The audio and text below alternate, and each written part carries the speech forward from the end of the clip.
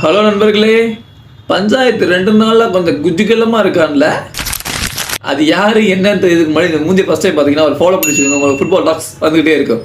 Okay, இங்கே நான் பஞ்சாயத்துன்னு சொன்னது நம்ம ஆளு தான். ஸோ 2 நாளாக பார்த்து தலைவர் ரொம்ப ஹாப்பியாக இருக்கா, நல்லா இருக்குது. ராஷ்வர்டை திரும்ப இந்த மாதிரி ஒரு சந்தோஷமாக பார்க்குறது.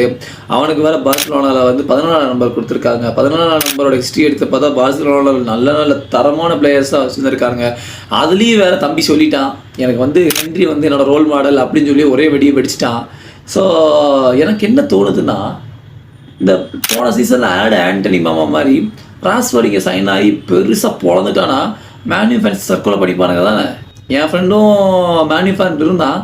ராஷ்வர்டை கழுவியும் ஊற்றுவான். அடுத்த சீசன் தலைவன் எப்படி ஒரு செலிப்ரேஷனை போட்டு மென்டாலிட்டின்னு வந்தப்போ பாராட்டவும் செஞ்சான். அடுத்து திரும்பவும் கழுவு ஊற்ற செஞ்சான். ஒருவேளை சைன் ஆகிட்டானா என்ன பண்ணுவீங்க மேன்யூ ஃபேன்ஸ்? பார்க்கா ஃபேன்ஸ் நீங்கள் சொல்லுங்கள், ராஷ்வர்ட் உங்கள் டீமில் சைன் ஆவானா மாட்டானா? கமெண்ட் செக்ஷனில் சொல்லிட்டு போங்க. மேன்யூ ஃபேன்ஸை நம்ம அப்புறம் பார்த்துக்கலாம்.